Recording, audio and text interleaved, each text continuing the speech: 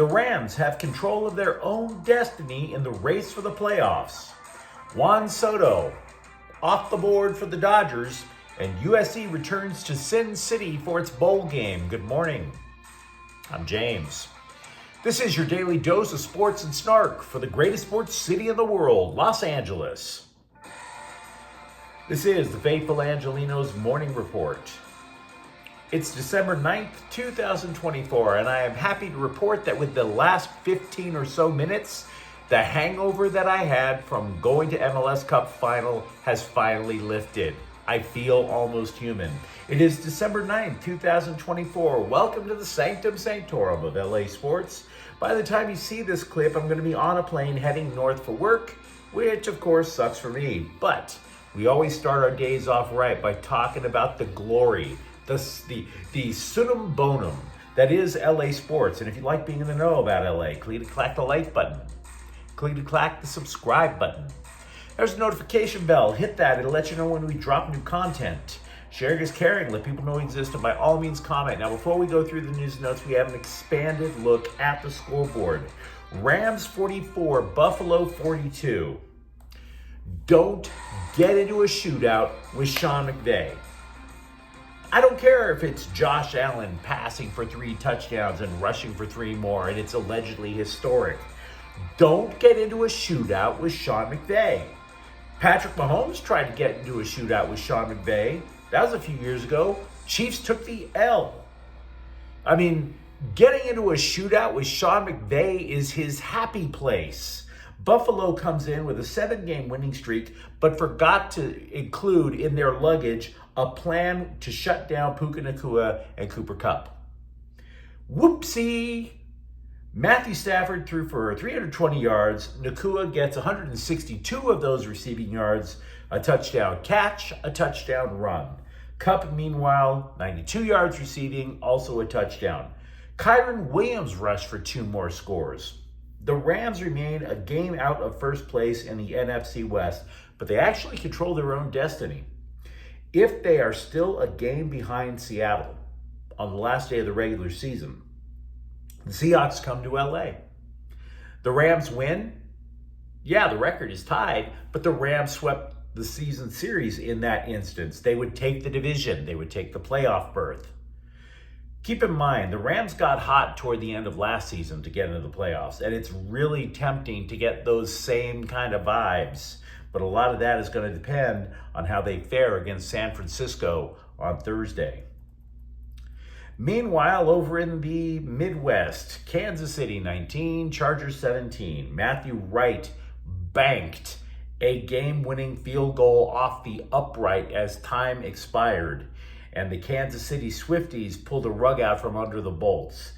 It's the 15th consecutive one-score win for the Swifties, who might be thanking their walking upright God that Patrick Mahomes didn't leave in a body bag in the first half. The Chargers were kicking. They were beating him silly in the first half. They sacked him 3 times, decked him a bunch more. Extremely physical game on Sunday Night Football. Neither team gained more than 300 yards of total offense. Justin Herbert passed for 213 yards and a touchdown. If anything, I would suggest that the running game let the Bolts down. Gus Edwards led them with 36 rushing yards. Yeah, they can play physical, but physical also means you got to move the chains. So there's that. Lakers 107, Portland 98. LeBron James misses his first game of the season with a sore foot after telling everybody that his goal was to play in every regular season game. Austin Reeves was out too, so he had a pelvis injury. Maybe it's his prostate, who knows. But somebody had to ride to the rescue. Who had their money on it being D'Angelo Russell, being Anthony Davis's ride or die? Exactly. But Davis scored 30, Russell added 28 off the bench, so be it. Lakers stay over 500. Houston 117, Clippers 106. Look, James Harden didn't play. There's your story. Bones Highland led the Clips with 22 points off the bench, and Ivica Zubac added 21. UCLA basketball 73, 12th ranked Oregon 71. Dylan Andrews sinks a buzzer-beating three-point bank shot to lift the Bruins to an upset on the road. A bank shot three. Eric Daly scored 19 points in a statement victory for the Bruins, who improved to 8-1 on the year. And since I'm flying to Oregon, I can't wait to let my coworkers there know. Bank shot, buzzer-winning three. Meanwhile, today there aren't any games involving LA teams, so let's get to the news. Juan Soto signed a $765 million 15-year deal with the Mets. The number tops what the Dodgers paid Shohei Ohtani last year, which makes it the largest such pact in sports history. And honestly, I'm okay with it.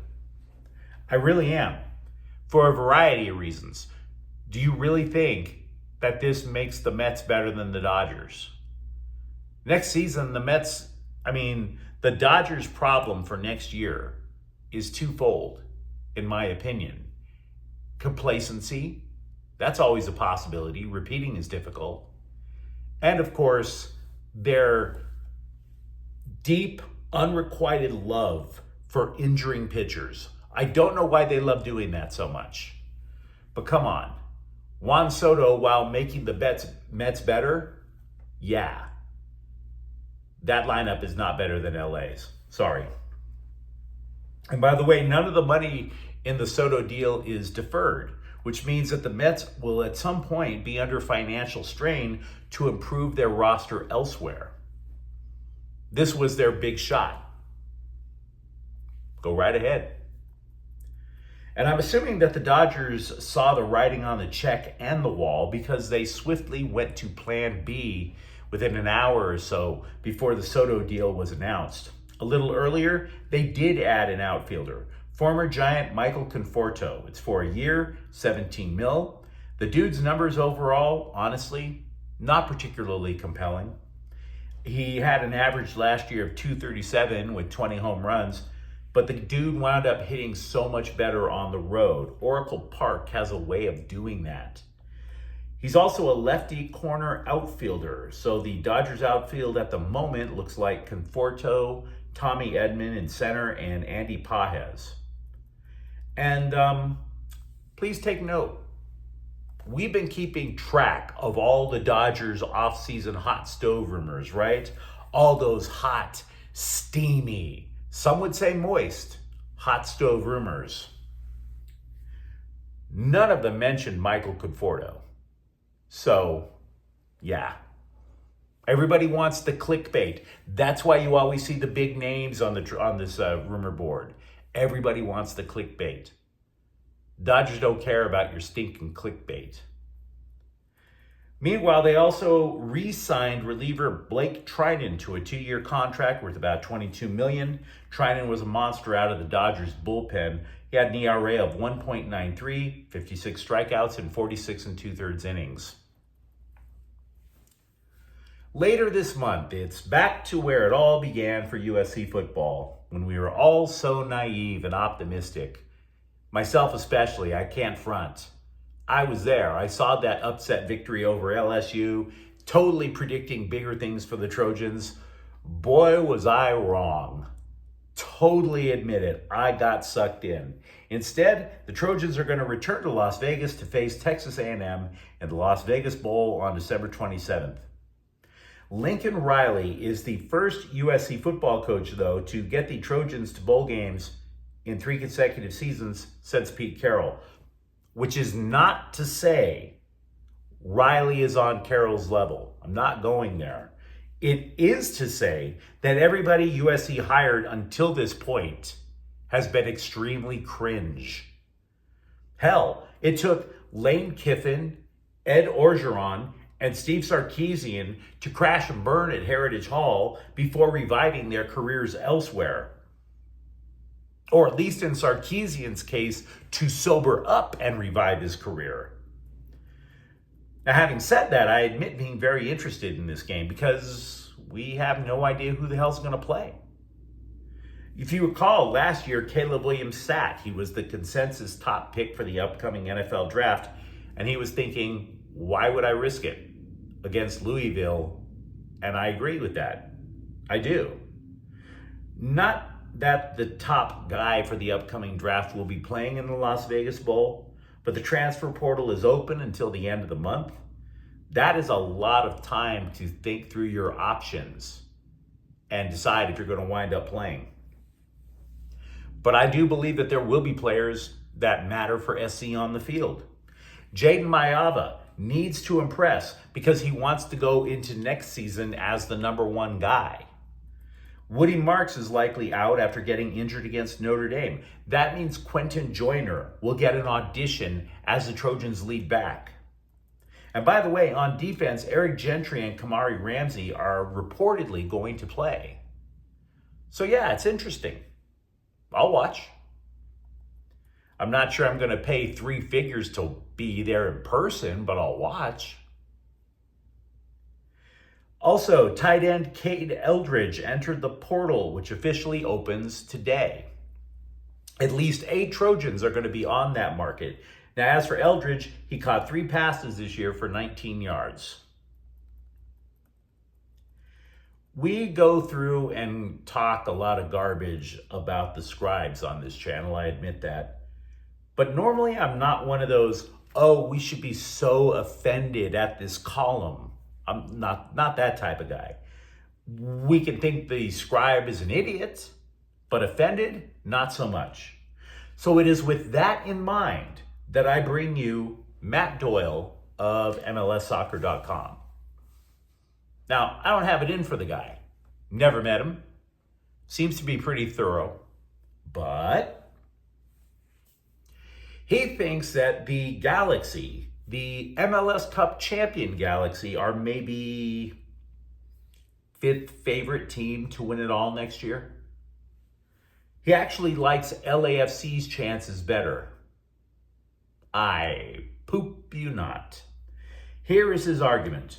1, Steve Cherundolo is averaging a trophy a year with the black and gold.